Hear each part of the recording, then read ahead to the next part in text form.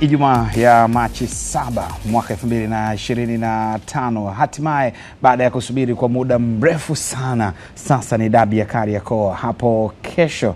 Asina mwana Lekijiwe haina kipengele. Sisi ndo kali yetu mbiu kubwa, uhondo usomithilika, ukisubiriwa kuweza kushuhudiwa kesho katika uwanja wa Benjamin Mkapa. Karibu sana katika Viwanjani. Mimi ni Saidi Salim Msumi. Kuna mengi sana ambayo tutakwenda kuangazia katika siku ya leo kuhusiana na dabi ya Kariakoo haina kipengele. Uhondo ukiupata kupitia Azam Sports 1 HD kwa shilingi 28,000 tu unapata uhondo huu usiomithilika. Lakini kuna vitu vingi sana kuelekea katika dabi ya Kariakoo ambapo utaweza kuvipata leo hii. Jinsi ya hali ya usalama ipoje kuelekea katika mchezo wa hapo kesho. Vitu gani ambavyo haupaswi kuvifanya, vitu gani utapaswa kuvifanya kwa ajili ya usalama wako na dabi iweze kwenda salama bil salmin na ukirejea kwa amani zaidi nyumbani. Yote utakuja kusikia hapa katika mazungumzo maalum na kamanda wa kanda maalum ya Dar es Salaam Jumanne Mulilo. Lakini bila kusahau tutakwenda kuangazia makocha wanazungumza nini kuelekea mchezo wenyewe, manahodha, lakini pia hali jinsi ilivyo mtaani kwa wakati huu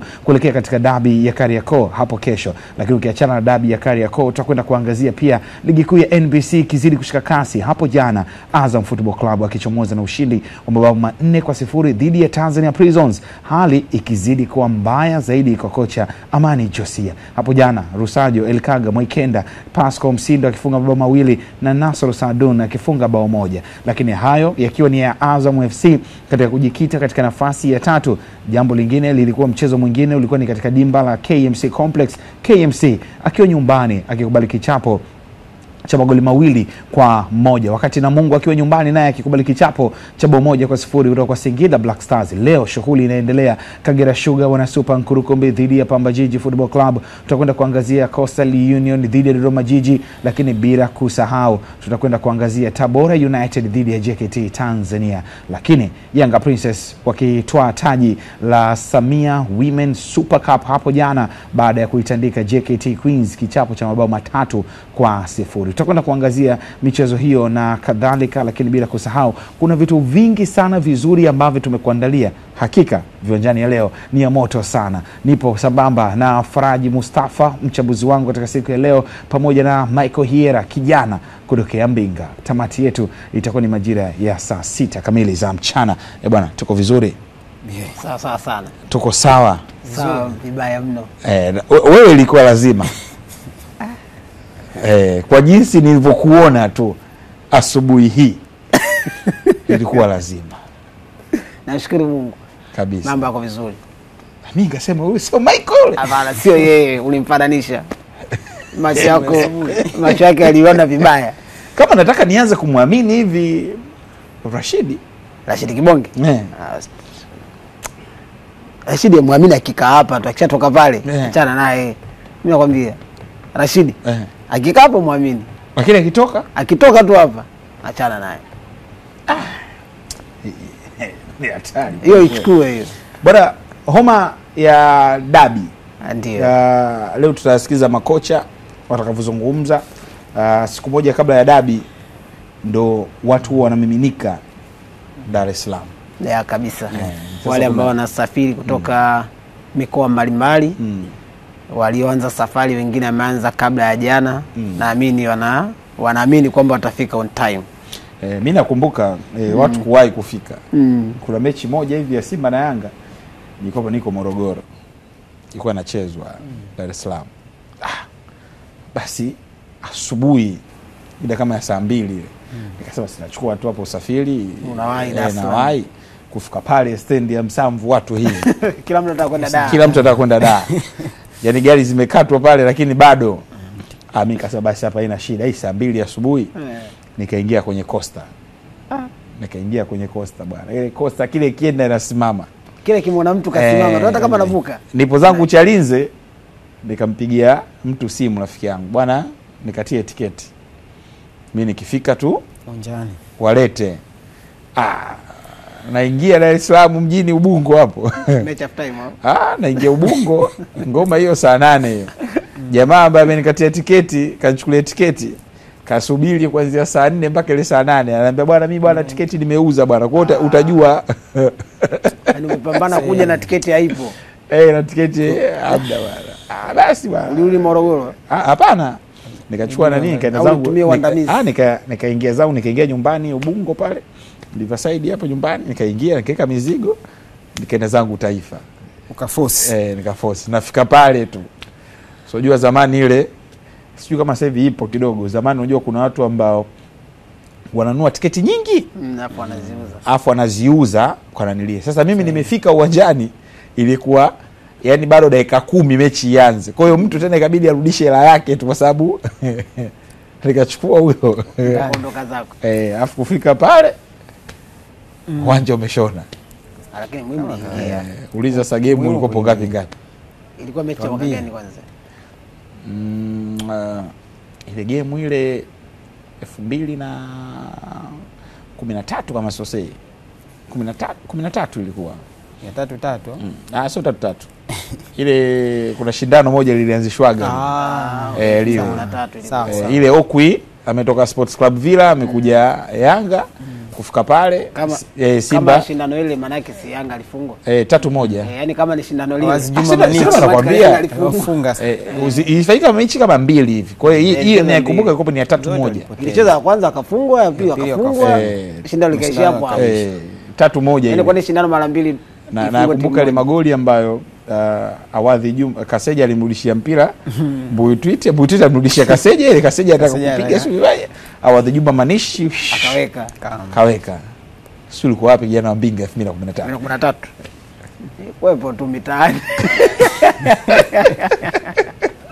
Sawa, ni mambo hayo ambayo tunayaangazia kuhusiana na dabi ya Kariakoo haina kipengele. Kumbuka kesho kuanzia asubuhi saa 1 sisi tunamwambia watazamaji tangia saa 1 mtazamaji we kaa tu Azam Sports 1 HD hii ambayo unatutazama kwa wakati huu hapo na bwana kama bwana siku na marudio ya nini sijui zile bwana sawa angalia katika Azam Max, lakini hapa kwanza kila kitu kuanzia asubuhi unaanza kupata uhondo wenyewe wa kuelekea game, lakini bila kusahau mchana hapo tutaangazia vikosi, tactical analysis, huyu ameenda wapi, huyu amekwenda wapi, strength and weakness, udhaifu, uimara wa timu hizi mbili, lakini pia kuna ile hali zile moment za uwanjani. Unajua mtu ambaye amekaa nyumbani anasema bwana kuna vitu na vimisi lakini vile vitu ambavyo unavimisi kwenda uwanjani utavipata sasa katika TV kwa sababu yatakuja matukio ambayo tena kwa ubora kabisa HD high definition. Na inawezekana sio rasmi lakini inawezekana hii ikawa ni dabi ambayo inafanywa coverage kubwa zaidi Afrika. Kiboko kabisa. Yaani kuanzia asubuhi mpaka hiyo saa 1 mechi itakapokuwa inachezwa 1:15 na baada ya mechi pia yani ni full coverage ambayo kila tukio ambalo linafanyika maeneo tofauti yanaonekana live kupitia TV. Maeneo mengine dabi zao inawezekana zile dakika 90 tu zikawa zinaonyeshwa pale mkimaliza reaction inaweza kaa kidogo kwa pande ya makocha na mashabiki kwa kiasi kidogo umeshamaliza, lakini ni dabi ambayo coverage yake unaona mtiririko huo ili wapate hayo yote. Maana yake lazima uamke asubuhi hii sikukuu ukutane na kile ambacho kinaendelea. Kwa ni sikukuu ya football ya Tanzania na Azam TV ipo kwa ajili ya kuhakikisha kwamba sikukuu yako inaenda vizuri, yani kama bidii inapatikana hapa. Jana nilikuwa namsia Pato anasema kuna wale wanangu wale ikifika muda fulani hivi bwana Kisimbuzi vipi bwana tusaidie. Mimi sitaki. Na mimi mwenyewe najiondoa sasa hivi. Bwana kaka Saidi bwana lipia sasa. Hiyo saa 1 ndo nakwambia hivi. Mimi nimetulia zangu napata zangu futari huku ukimaliza futari pale mwisho siku una vijitende vyako pembeni, una maziwa kidogo una enjoy. After that mimi simu yangu naweka kidege. Don't disturb tu. Ingie tu. Utajua baadaye. Lipia sasa hivi bwana. Lipia uondoe usumbufu wa kimtandao. Lipia 28 sasa hivi umetulia. Kama kuna changamoto, mimi uzuri Mama Saidi tayari. Bwana Mama Saidi bwana usipate tabu. Anabaya. Mwalimu tena. Mwalimu tena. Sawa bwana, ni uhondo wa dabi ya Kariakoo haina kipengele. Kumbuka mchezo huu utachezwa Benjamin Mkapa kesho saa 1:15 usiku, huku shughuli nzima matangazo ambayo utashuhudia mambo mbalimbali kuelekea dabi hii kuanzia saa 1 asubuhi. Tuanze kuangazia soka letu kwa wakati huu.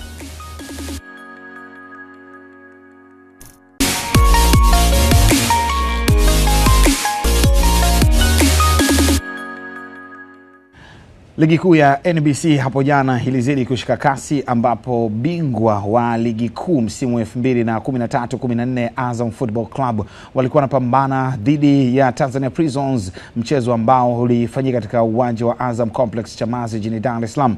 Mchezo huo dakika 90 umeshuhudia kwa Azam Football Club kuchomoza na ushindi wa mabao 4-0. Bao la kwanza la Azam Football Club lilifungwa na Nasr Sadoun kabla ya Pascal Msindo kufunga magoli mawili, kisha bao la 4 kuweza kufungwa na nahodha wa kikosi cha Azam Football Club kipindi cha pili, Lusajo Elkaga Mwaikenda. Na Azam Football Club iko nafasi ya 3 ikiwa na alama 48 juu ya Singida Black Stars yenye alama 44, wakati Tanzania Prisons iko nafasi ya 14 kwa alama 18 kwenye msimamo wa ligi kuu ya NBC. Ukitazama mchezo wa jana unaiona Prisons walikuwa down zaidi, na jana mimi nilisema Prisons wameingia kwenye mchezo vibaya kwa sababu nilitoa kauli ile jana. Azam miongoni mwa mashindano ambayo kwa ni title contenders, ni michuano ya FA ambayo mchezo uliopita ametolewa, ingawaje Prison na wenyewe wako wametolewa, lakini timu kubwa mara nyingi huwa haipotezi mara mbili. Yeah, kabisa. Na hapo wote aliingia akiwa nayo maumivu ya kutolewa kwenye michuano ya CRDB Federation Cup. Kwa maana ya Prisons wao walitolewa dhidi ya Big Man. Kutokea sasa hivi makazi yao ni Lulu Lindi, ingawaje ni ya Tanga, lakini Azam FC pia alitolewa na timu ambako Tanzania Prisons wanatokea, kwa maana alitolewa na Mbeya City, tena wakiwa kwenye uwanja wao wa nyumbani. Kwa hiyo unajaribu kuangalia kwenye mechi inayofuatia, maana yake unatakiwa kureact kwa kiasi kikubwa. Sasa reaction ya nani ilikuwa ni kubwa zaidi? Unaweza kwa unapongeza Azam kwenye ile eneo.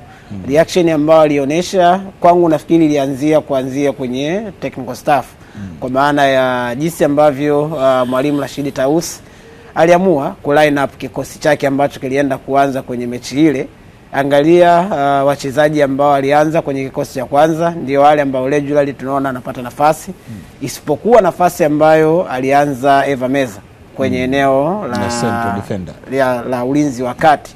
Yeye uzuri ni kwamba anaweza akamudu nafasi zaidi ya moja kiwanjani. Kuna nyakati amewahi kucheza kwenye eneo la kiungo cha kati, kuna nyakati amewahi kucheza kama mlinzi wa kulia, lakini jana amemtumia kwenye eneo la ulinzi wa kati.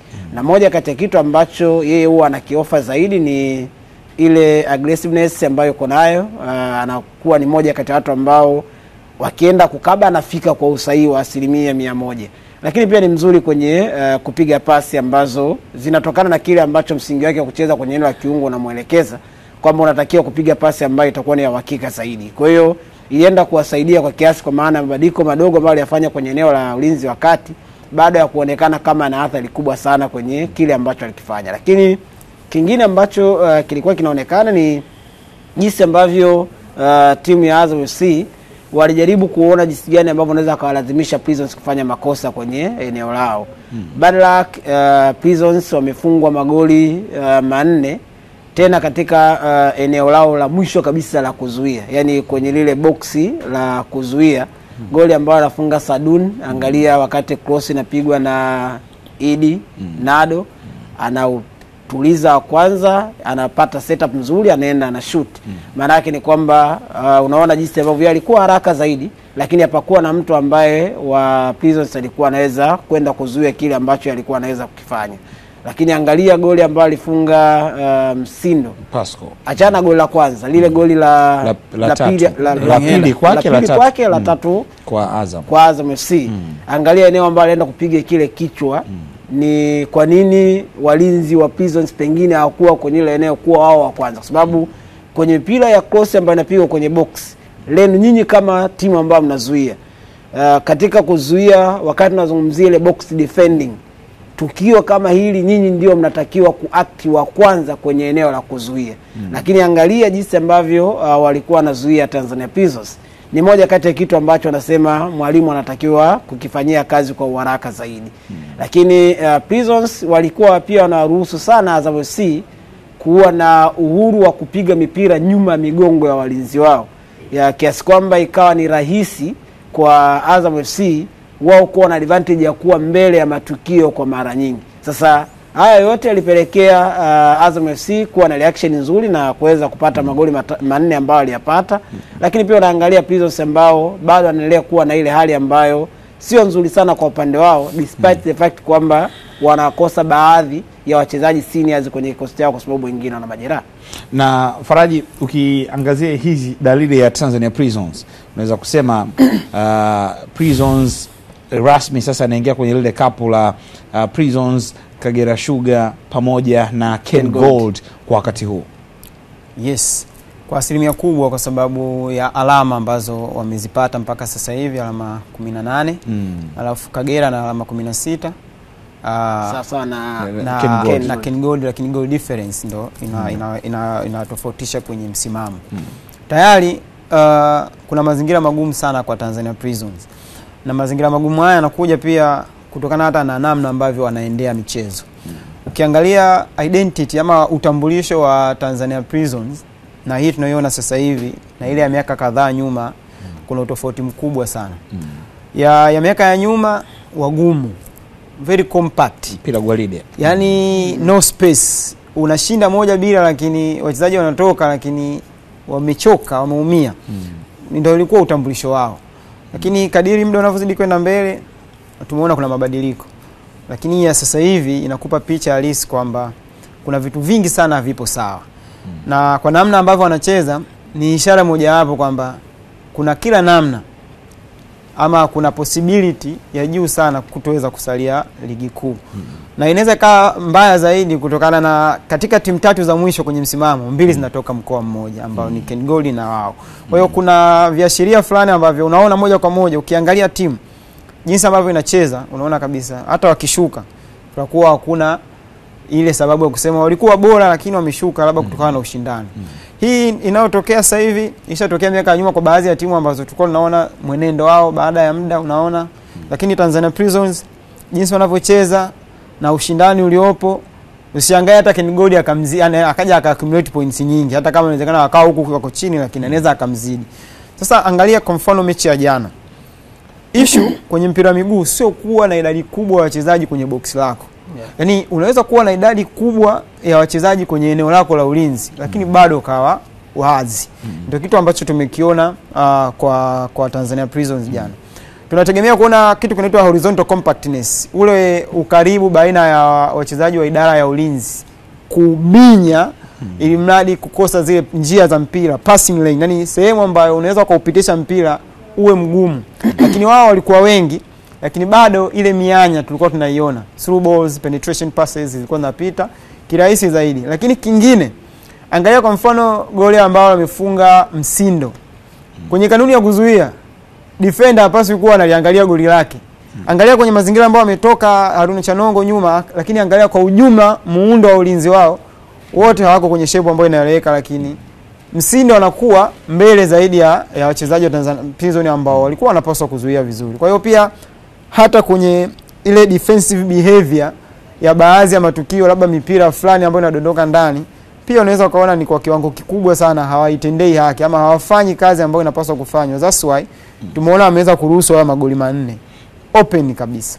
Sawa, hii ni mchezo ambao uliokutanisha Azam Football Club na kuchomoza na ushindi wa 4 kwa 0 dhidi ya Tanzania Prisons. Lakini mchezo mwingine ambao ulichezwa hapo jana ulikuwa ni mchezo wa mapema zaidi katika dimba la KMC Complex Mwenge jijini Dar es Salaam, ambapo kikosi cha KMC waliwakaribisha Fountain Gate ambapo chini ya kocha Robert Matano, mchezo ambao dakika 90 mchezo ulimalizika kwa KMC kukubali kichapo cha mabao 2-1 kutoka kwa Fountain Gate. Oscar Paul alikuwa mchezaji wa kwanza kufunga bao kwa kikosi cha KMC kabla ya Eli Mukono kuisawazishia kikosi cha KMC kabla ya kuweza kupata bao la pili. Kumbuka KMC imepoteza michezo 3 mfululizo katika NBC nyumbani dhidi ya Young Africans, walifungwa mabao 6-1, wakafungwa mabao 2-0 dhidi ya JKT Tanzania, lakini jana pia wamekubali kichapo cha bao 2-1.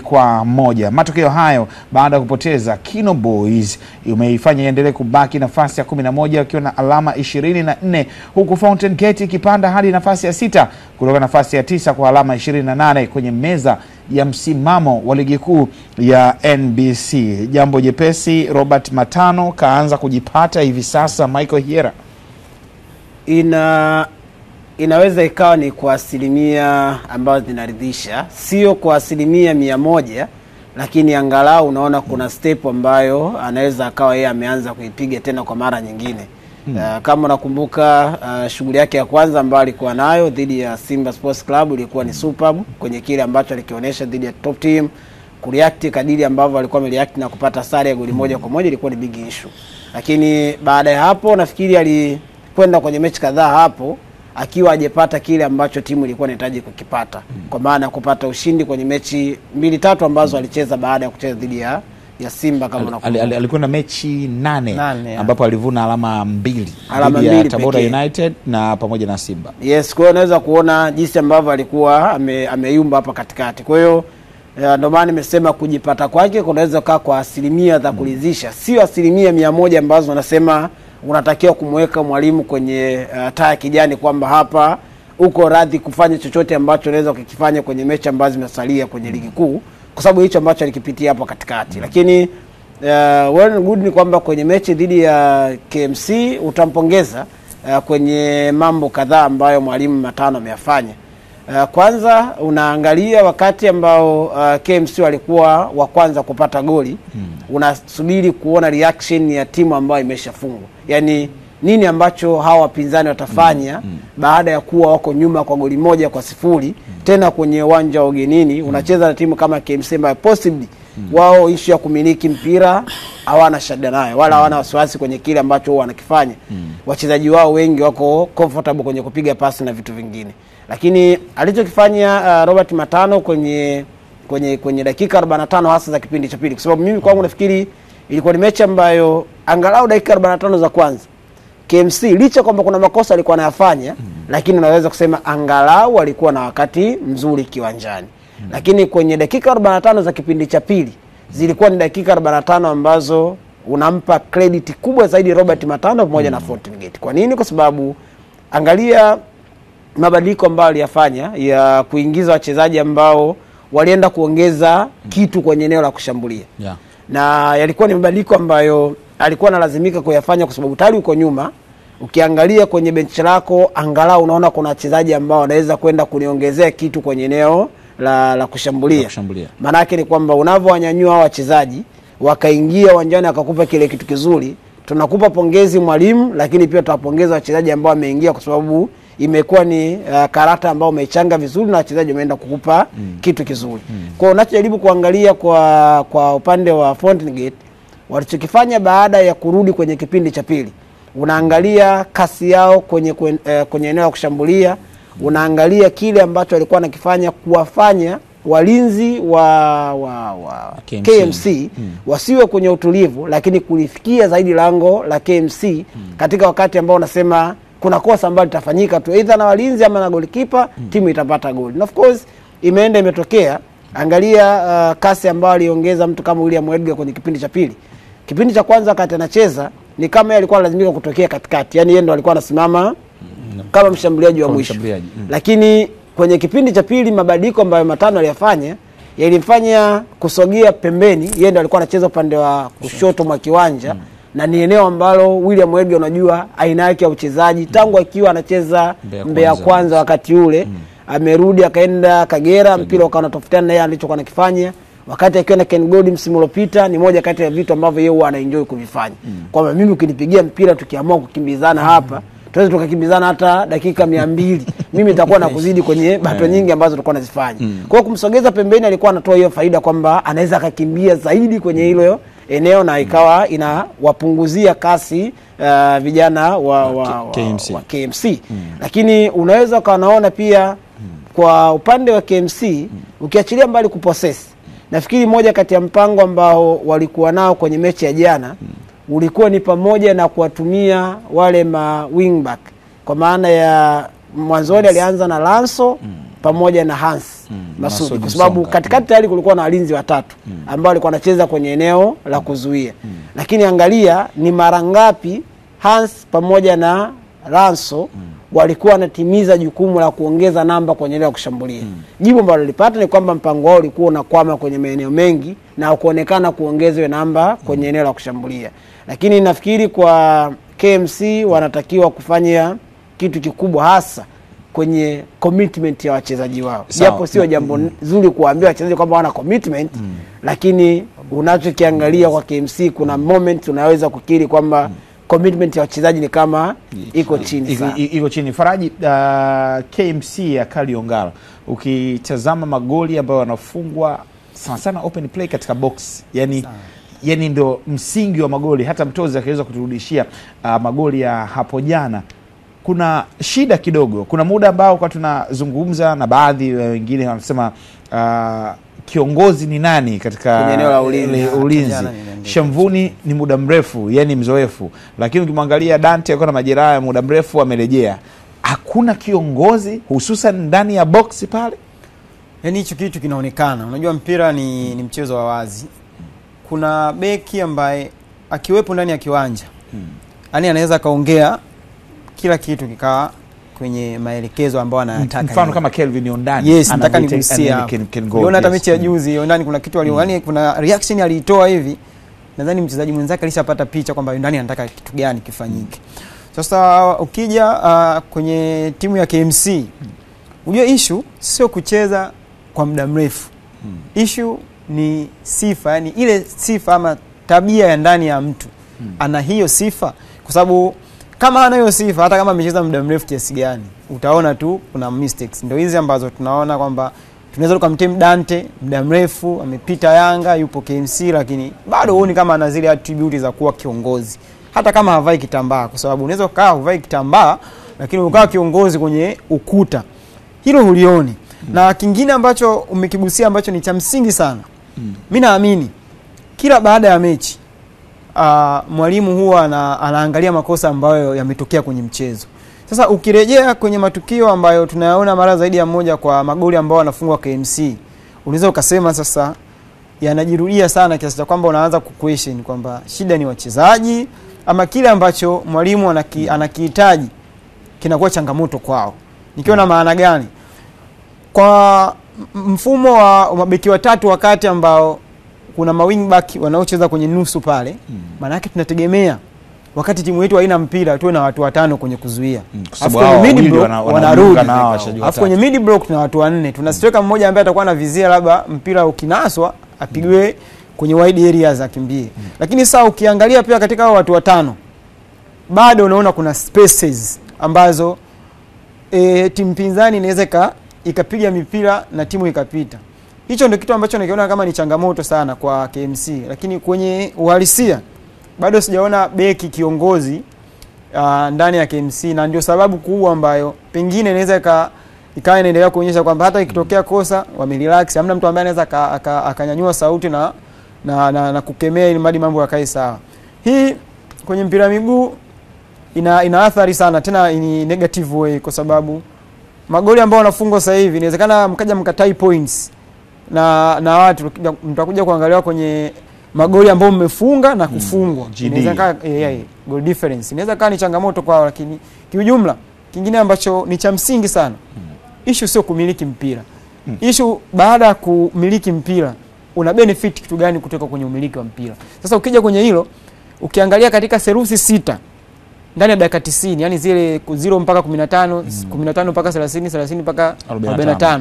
Ukiangalia Fountain Gate walichofanikiwa 15 za kwanza mpaka 30, KMC walikuwa na dominate. Na kama uangalia vizuri utakuona kila eneo wachezaji wengi wa KMC wapo.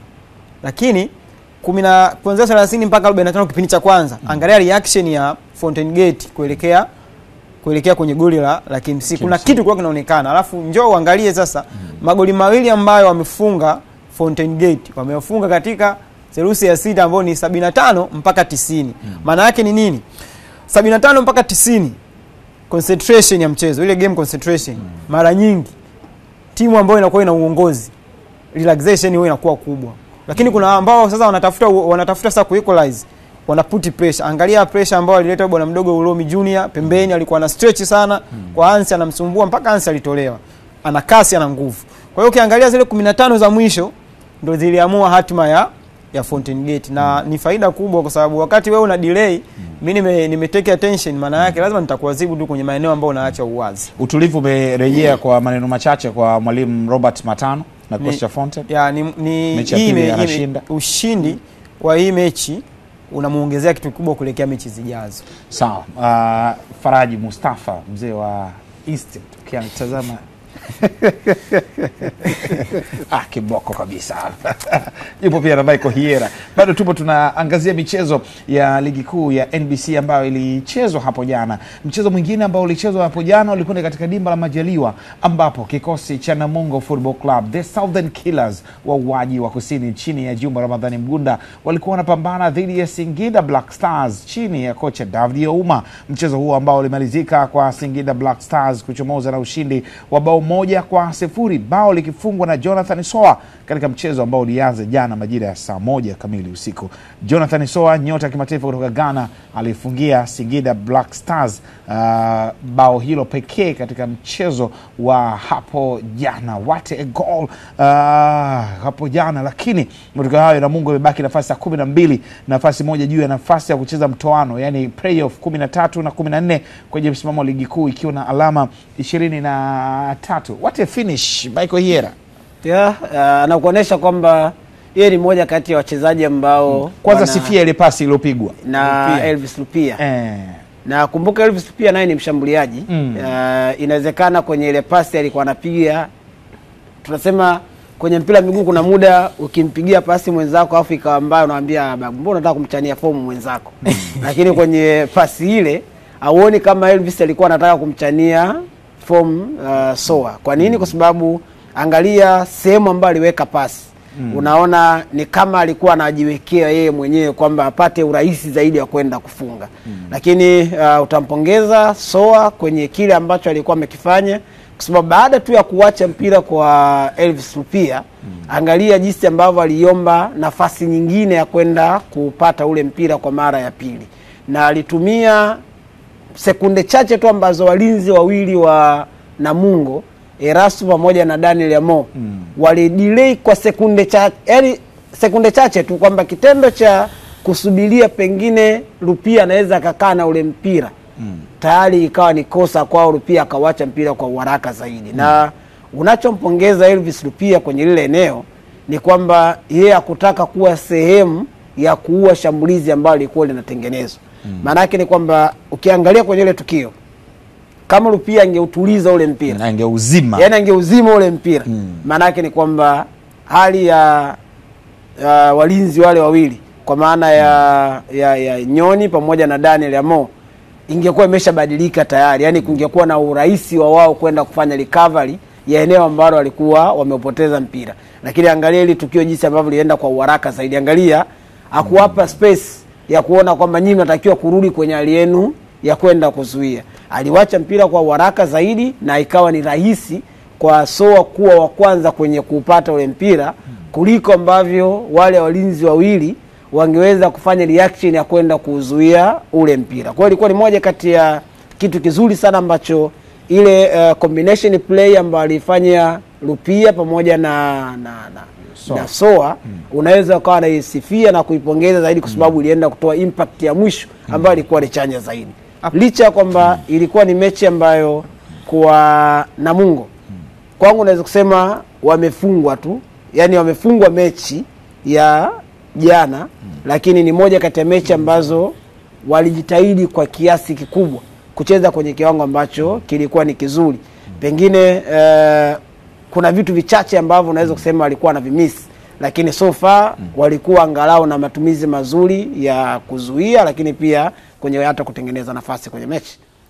Nimevutiwa na goli la Soa kwa sababu kubwa mbili. Ya kwanza, angalia alivyowatoa walinzi wakati kwenye position, sogeza chini, akasogea zaidi kupokea mpira. Wakati anaupokea hakutaka kufanya vitu vingi sehemu ambapo unahitaji kufanya kitu kimoja, one touch football. Wakati wamekuja Nyoni na Amoa, maana yake wameacha shimo nyuma, anapasia, anatani, anakimbia kwenye space ambayo hao wanakuja kumpa, yani wanaangalia jezi yake. Kwa hiyo unaweza kuongelea kwenye issue ya space and time. Umeacha nafasi, muda ambao umeacha nafasi opponent anakuja kuitumia. Kingine unaweza ukamsifia kwa sababu gani? Kwa sababu angalia utulivu ambao alikuwa nao kumwangalia Nahimana. Angekuwa amekurupuka ningezena akitaka ukandamiza. Lakini aliangalia Nahimana amesogea, akaselect sehemu ambayo ni sahihi zaidi, akaweka mpira akaongeza goli na kuwa na magoli 7. Majaliwa ya Namungo Football Club. Inawezekana Tanzania Prisons na Ken Gold wanaibakisha Namungo kwa pale kutokana na matokeo ambayo wanayapata. Yeah, bila shaka yote. Kwa nini? Kwa sababu unaangalia idadi ya points ambazo wako nazo Namungo. Unaangalia pia kile ambacho anakipitia kama muendelezo wa matokeo ambayo huwa anayapata. Imekuwa ni ngumu kwa Namungo kwenda mechi 4-5 wakiwa na matokeo chanya kwa mfululizo wake. Inatokea anashinda mechi 2, labda wanashinda mechi 1 na sare, wanakuja wanafungwa tena. Na sijajua ni changamoto gani hasa ambayo inawakuta, lakini Namungo unajua hizi point 23 inawezekana akawa ameenjoy kupata alama nyingi zaidi wakiwa kwenye viwanja vya ugenini kuliko ambavyo wamepata kwenye uwanja wa nyumbani pale Majaliwa. Wakiwa ugenini wamekusanya alama ambazo zinaweza zikawa zimezidi alama ambazo wamezipata kwenye uwanja wao wa nyumbani. Lakini unachojaribu kuangalia ni kwamba alama 23 ambazo umezikusanya, unapiga hesabu katika kipindi hiki ambacho tunaelekea mwishoni mwa msimu, unatakiwa kuwa na maximum point ngapi ili uwe kwenye safe side ya kubakia kwenye ligi kuu. Unaweza kuwa naona alama 23 ni kama una deni bado la almost point 10 mpaka 12 ili angalau ufikishe alama 35. Ukifikisha alama 35 wakati ligi inamalizika, inawezekana ukawa kwenye mikono salama kwamba nitabakia ligi kuu. Sasa unajaribu kuangalia namba ya mechi ambazo zimesalia kwa upande wa Namungo na nini ambacho anaweza akakivuna ili kupata hizo alama 10 mpaka 12 kufikisha 35.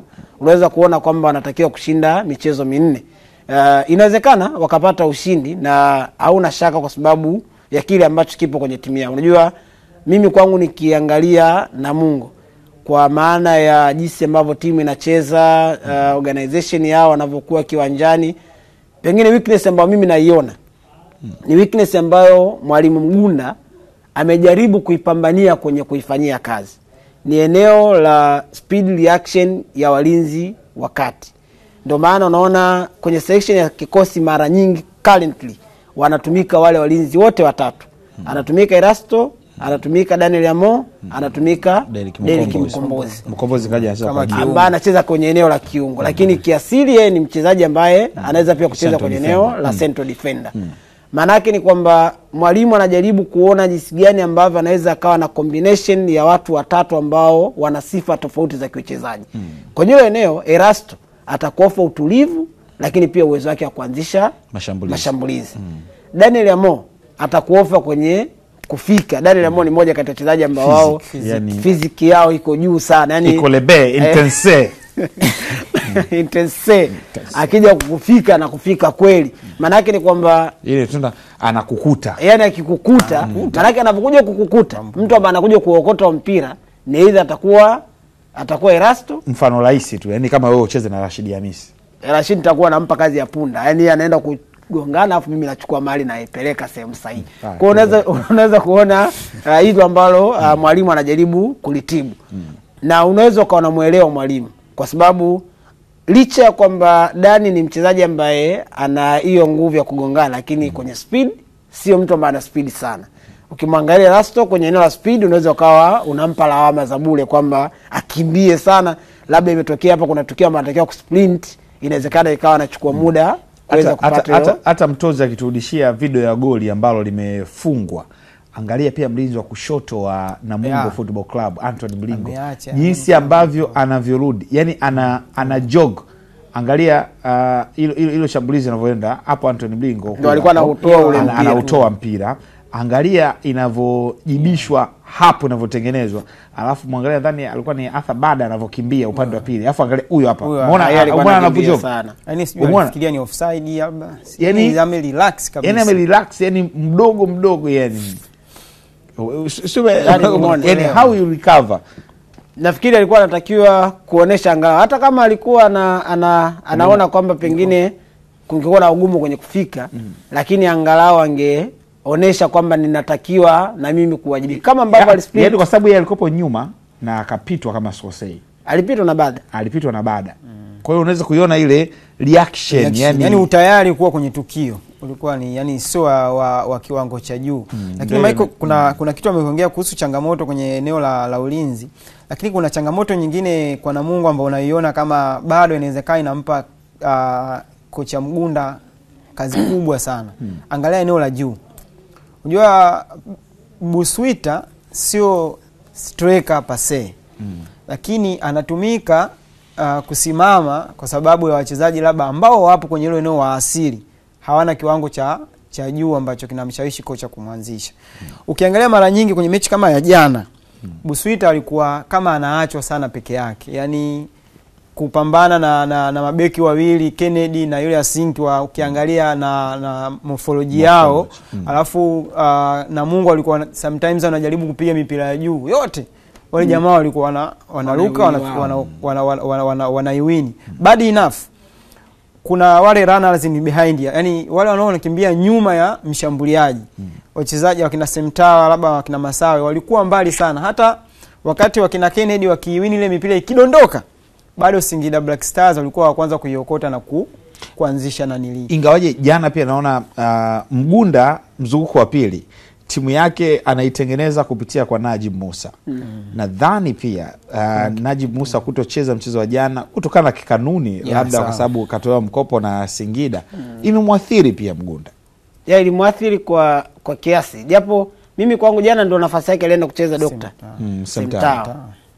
Hakuwa na siku mbaya. Semtawa hakuwa na siku mbaya hivyo kazini kwamba alikuwa man of the match. Yes, alikuwa na nyakati nzuri tu kiwanjani. Yaani kwenye mechi ya jana kwa Semtawa alivyocheza, unaweza kusema kuacha kuchoma sindano na kuja kucheza mpira ni sahihi kwake, kwa sababu aliutendea haki sana mpira jana kwenye kile ambacho alikifanya katikati ya kiwanja. Alikuwa na nyakati nzuri kwa maana ya kutengeneza progress za timu kwenye kushambulia, lakini usahihi wa pasi ambazo zilikuwa zinatoka kwenye miguu yake, bato nyingi pia alizishinda Semtawa.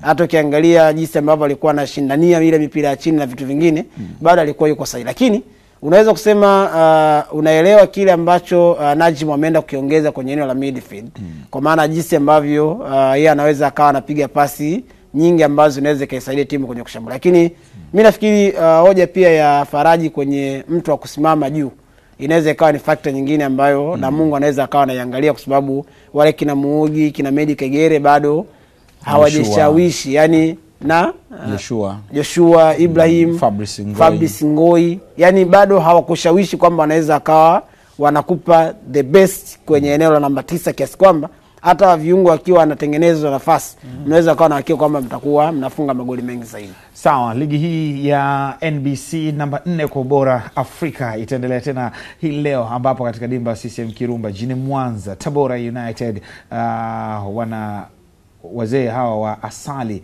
kutokea Tabora wenyewe watakuwa wanapambana na JKT Tanzania chini ya kocha Ahmadi Ali katika dimba la CCM Kirumba kuelekea katika mchezo huo. Kumbuka Tabora inaingia kwenye mchezo huu ikihitaji kuendelea kujisimika kwenye nafasi za juu, ikiwemo nafasi ya 5 kwenye msimamo wa ligi, huko JKT Tanzania nayo ikihitaji ushindi ili kusogea mpaka nafasi ya 6 kutoka nafasi ya 7 ilipo kwa sasa, na alama 27 alizonazo kwa wakati huu. Hapa ni mechi nyingine tena tamu tunaenda kuishuhudia.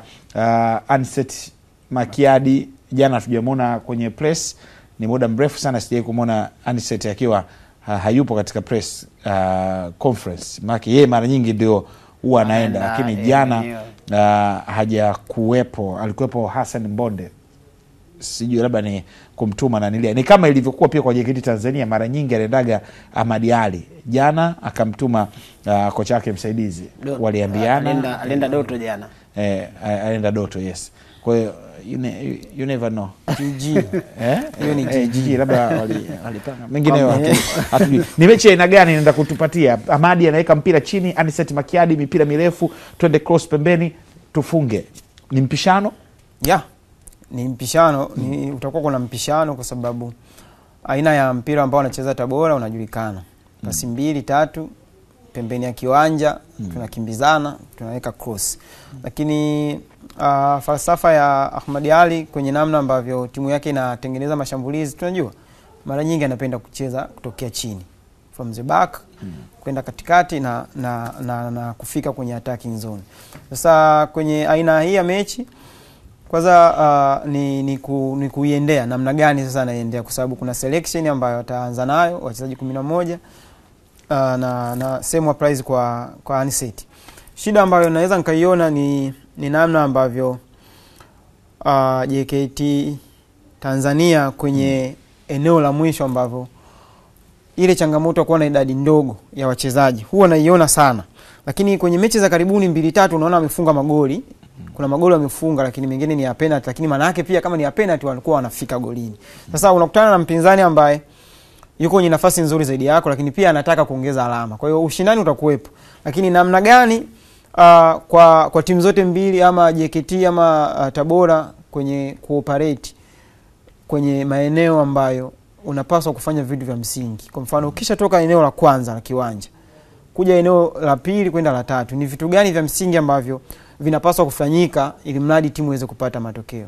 Maana yake kama ni kupasia kutoka kwenye eneo la katikati kwenda mbele, inabidi usahihi, inabidi kuangalia positioning, namna ambavyo wachezaji wanaweza kujiposition kupokea mipira wakiwa sehemu sahihi, lakini pia kushambulia ukiwa na faida ya ziada ya wachezaji kwenye box la mpinzani. Hii ni faida kubwa sana kwa sababu tayari unakuwa una outnumber wapinzani. Kwa hiyo inawezekana ikatokea mazingira ambayo mchezaji ambaye alikuwa anajaribu kuokoa mpira alivyookoa ukamkuta mchezaji ambaye alikuwa hakabu wa timu pinzani ambaye wana attack akauokota na kuweza kufanyaje kuweza kuconvert nafasi. Hili naliona sana na napenda kuliongelea kwa sababu nimeangalia mechi nyingi za JKT.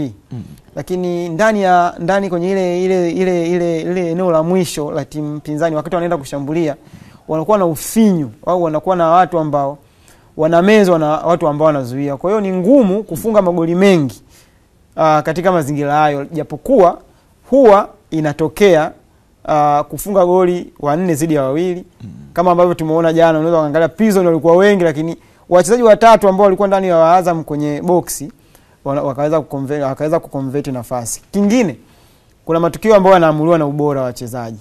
Yaani kwamba ubora wa mchezaji fulani unaweza ukasababisha matokeo yabadilike. Ndio maana kuna wakati makosa ambayo yanaweza kufanyika kwa baadhi ya timu zikiwa zinacheza zenyewe kwa zenyewe, inawezekana zisiwe advantage kwa timu ambayo imefanya makosa kufungwa. Lakini unapokutana na mpinzani ambaye kwa namna moja ama nyingine amekuzidi ile quality, automatically anaenda kukuadhibu. Kitu ambacho kingine cha msingi, Anicet Makiadi huwa anakuwa na viungo wawili pase katikati. Lakini ukija kwa Ahmad Ally huwa anakuwa na watu watatu. Kwa hiyo nategemea nataka nione namna gani kama anaweza akaswitch ile Anicet Makiadi kutokuwa na viungo wawili, kwa sababu automatically ukiwa na viungo wawili zidi ya watatu tayari wamekumeza namba, jambo la kwanza. Lakini kile ambacho ataenda kukifanya ndani ya kiwanja pale katikati maana yake inategemea sasa na ubora wa hao wachezaji. Hii naiona kama ni changamoto ambayo mara nyingi pia anaenda nayo. Yaani akicheza na timu kubwa anaenda nayo hivyo hivyo. Mara nyingi anakuwa anaadhibiwa kwa sababu watu ambao wanacheza pembeni, wachezaji wake wa pembeni, labda mchukue Chikola, Ofen Chikola, kuna Chobwedo ambaye ameingia dirisha dogo, Ramadhani Chobwedo, yes. Ukiangalia ni wachezaji ambao hawana sifa ya kuingia ndani kukupa umiliki wa mpira. Yaani niingie ndani akaenda nao. Yes. Yaani hawana sifa kubwa kwamba akiingia ndani anaweza akapasia pasi 4 ili mali akupe uhalali wewe kumiliki mpira, uangalie sehemu gani unaweza kupasiwa. Kwa hiyo pia ni kitu ambacho nataka kuona leo, ni namna gani JKT Tanzania wanaweza kutumia advantage kuwa na idadi kubwa ya viungo endapo Anicet Makiadi akianza na viungo wawili. Sawa. Mchezo mwingine ambao pia utachezwa leo ni saa 1 usiku. Kikosi cha wana Super Nkurukumbi Kagera Sugar ambao wapo hivi sasa chini ya kocha Juma Kaseja, mchezo wake wa kwanza akikinoa kikosi cha Kagera Sugar na Super Nkurukumbi watakaribisha Pamba Jiji Football Club wanakawekamo wana TP Lindanda katika dimba la Kaitaba mkoani Kagera. Mchezo huu unakutanisha timu ambazo zipo kwenye nafasi mbaya kwenye msimamo wa ligi kuu ya NBC msimu 2024-25. Pamba iko nafasi ya 13 wakiwa na alama 22, huku mwenyeji wa mchezo Kagera Sugar wapo nafasi ya 15 na alama zake 16, sawa sawa na timu inayoshika mkia ama inayoburuta mkia Ken Golds, wazee wa Makarasha Chunya hapajawahi kulala hata siku moja. Pamba ikishinda itakuwa mpaka nafasi ya 9 kutoka nafasi ya 13. Hivyo hivyo kwa Kagera ikishinda itasogea mpaka nafasi ya 14 kutoka nafasi ya 15 iliyopo mpaka hivi sasa. Mchezo wa kwanza kwa Juma Kaseja kusimama kama head coach. Goli lake anaanzia nyumbani pia. Yaani mechi yake ya kwanza akiwa na Kagera anaanza kwenye uwanja wa Kaitaba. Anaweza akawa ana kila sababu ya kuonesha kwamba kile ambacho viongozi wa Kagera wamekiamini kutoka kwake kinaweza kuweka out na kuanza kupata alama ambazo zitafanya wao angalau kutoka kwenye 16 kwenda kwenye 19, akiwa itafuta 20 na kuendelea huko. Kutoka kwenye 16 kwenda kwa 19 asogee mpaka kwenye 19. Kajoba anazungumzia katika nafasi sasa, akasema kaka vipi zile points Saumu imeanza kukaba asubuhi. Saumu bado muda wake au kuchanganya bado sawa, naweza kuendelea. Kwa hiyo unaweza kuona kwamba ana hiyo sababu ya kuona kwamba anaenda kupata kitu kizuri, lakini ukiangalia form wise nafikiri form ya Pamba inaweza ikawa ni form ambayo inaweza ikawa inatakiwa kumpa tahadhari ya Kagera pamoja na timu nzima kwa ujumla kwenye kile ambacho tunaenda kukutana nacho. Kwa nini? Kwa sababu ukiangalia form ya Pamba baada ya kwenda dirisha dogo la usajili walivyorudi, wamekuja katika nyakati ambazo zimekuwa ni bora sana kiwanjani. Ukiangalia form yao kwenye michezo ya mwisho hapa ni mechi dhidi ya Yanga ambayo walipoteza kwa magoli 3-0. Ndio mechi ambayo anasema Pamba walistruggle kwa kiasi kikubwa uwanjani. Lakini angalia mechi zingine ambazo walikuwa wanacheza, Pamba walikuwa wanaonyesha kwamba wako sawa sawa kwenye kushindana. Wameshinda dhidi ya timu ambazo pengine kwenye makaratasi ilikuwa inadhaniwa kwamba ingeweza kuwa na wakati mgumu.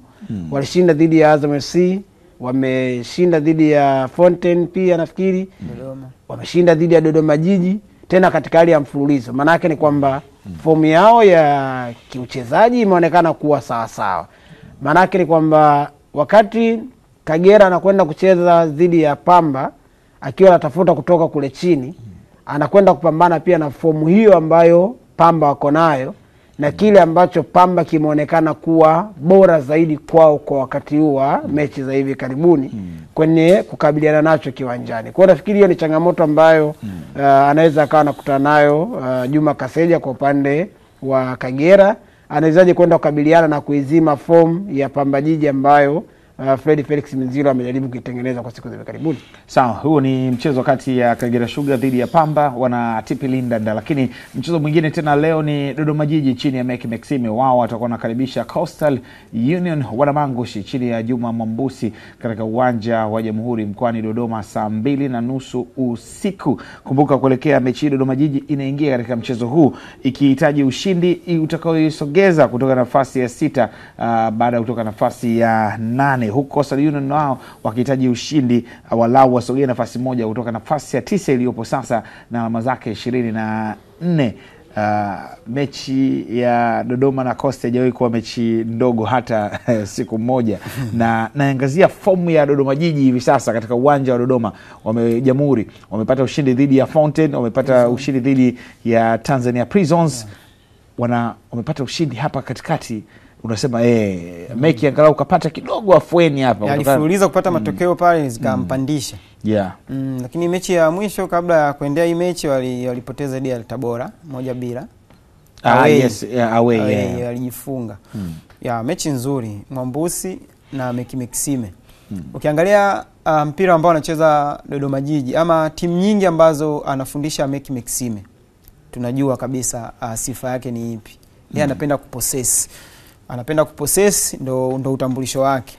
Lakini Coast Union tumeona game zake mbili hizi ambazo amecheza na timu kubwa, namna ambavyo wametumia nguvu kubwa sana na kuweza kupoteza. Hii hapa alipoteza dhidi ya Simba magoli 3, unaweza kaona ni namna gani aliweza kupambana, lakini hakuweza kufanikiwa kupata alama hata moja.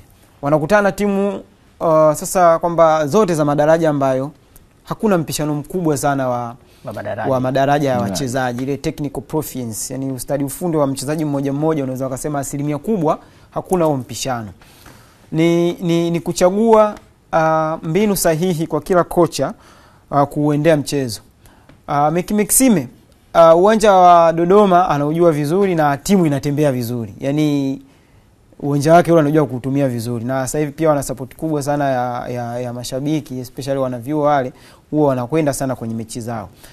Ukiangalia fomu ya baadhi ya wachezaji kina Kipogile, yule striker yule Paul Peter.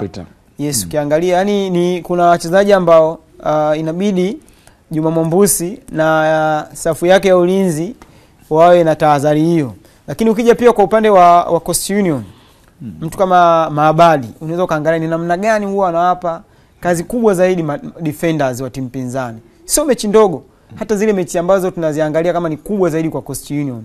Namna ambavyo anaweza akatoka eneo la katikati kwenda pembeni kuchukua mpira afu aingie ndani, amewasumbua sana. Plus physical fitness, utimamu wake wa mwili. Yani kwenye mipambano ile kwamba tunapambana hivi, Maabadi kukaa na beki mmoja kumpa nyama aondoke na mpira ni kitu kidogo. Kwa hiyo ni aina pia ya mechi ambayo Dodoma wanapaswa kuangalia baadhi ya key players. Kuna mchezaji mmoja midfield wa Coast Union anarudi pale, alikuwa msimu jana alitoka pale, Gustavo.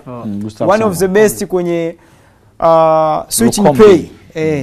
Ni mmoja wa viungo ambao wanaweza sana kupiga pasi za masafa marefu. Kwa hiyo ukiwa na aina ile ya kiungo, maana yake anakupa assurance kufika mapema kwenye goli la timu pinzani. Inawezekana hata mita 40-50 akapiga pasi kwenye mapana ya kiwanja, pasi moja ya pili anapigwa cross ya 3 goli. Unajua unamzungumzia Gustav Simon alitokea Yanga B na akaonekana kwa michuano ya Mapinduzi. Watu wakawa wanamuita N'Golo Kante. Baada ya kutoka Gustav Simon, msimu unaofuata Yanga kaenda kwa Mapinduzi, wakaenda tena mchezaji mwingine chipukizi akaonyesha uwezo mkubwa, Omar Chibada.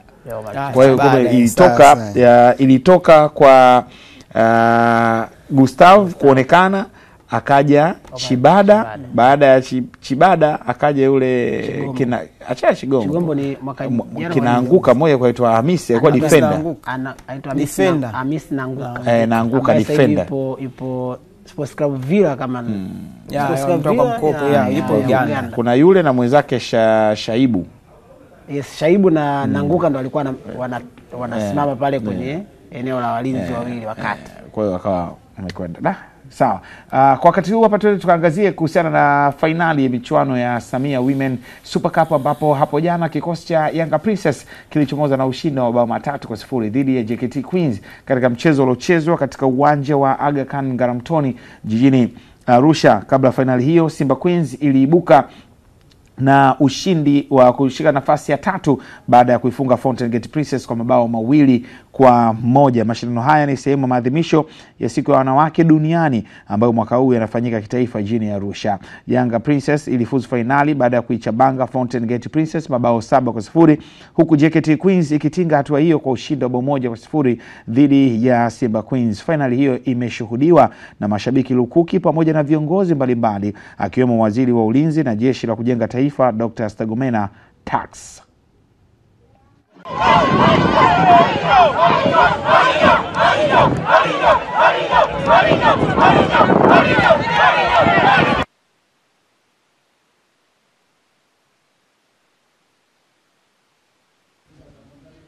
Ni mchezo huu ambao kiukweli matarajio ya wengi pindi ambapo JKT Queens ikumbana na Yanga Princess, mimi ikabidi nikaangalie vikosi kwanza.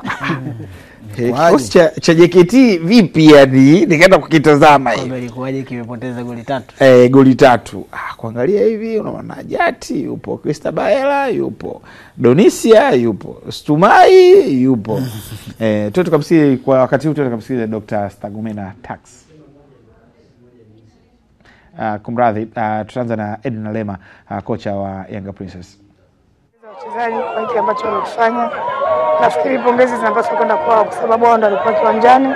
Nashukuru pia ameweza kufuata mpango ambao nilikuja nao wa kuwashinda katika kama timu kubwa na tukaweza kuwazuia, kwa sababu mara nyingi wamekuwa wakishambulia kupitia pembeni. Kwa hiyo niwape pongezi wachezaji kwa walichokifanya. Nafikiri ni mwanzo mzuri kwetu sisi kukutana na watu ambao wanasemekana kwamba ni wakubwa kama sisi, wafunga kwenye mechi ya finali kwa goli 3. Kwa hiyo ni ushindi mkubwa kwetu sisi. Ni zawadi pia kwa Wanayanga waendelee kutusupport mpaka mwisho wa ligi tutakapomaliza. Nafikiri kwa kiasi fulani timu inakuja ile ambayo unaitaka, lakini timu haiwezi kubadilika kwa maana wachezaji peke yake. Ni lazima wawe committed kiwanjani kufuata maelekezo ya mwalimu.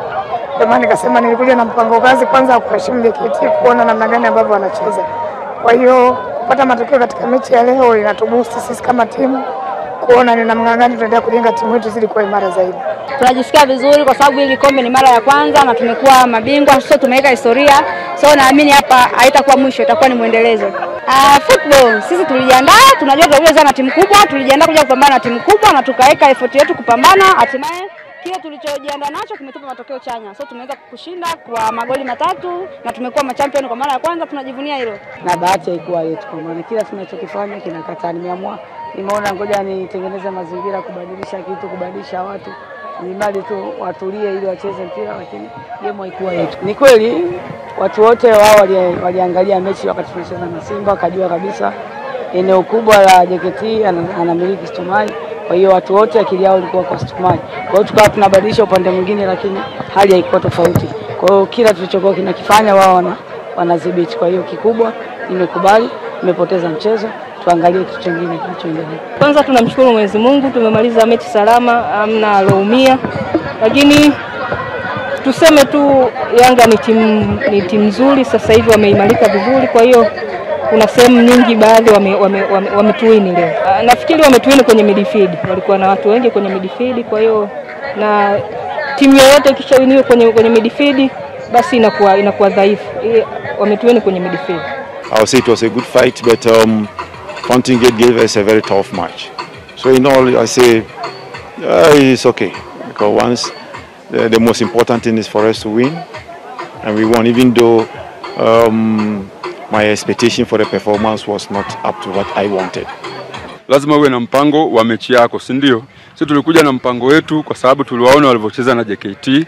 JKT walitumia mbinu ya kuwakaba sana sehemu ya kiungo na sehemu ya striker, wakafaulu. So na mimi niliwaambia wachezaji wangu kwamba tuje tuweze kukaba vizuri. Kuna mchezaji wao striker pale Shikangwa na kuna kiungo wao Corazon. Ukiwaachia hawa wapige mipira 2-3 lazima watafunga. So tukaweka mpango wa kuwakaba vizuri.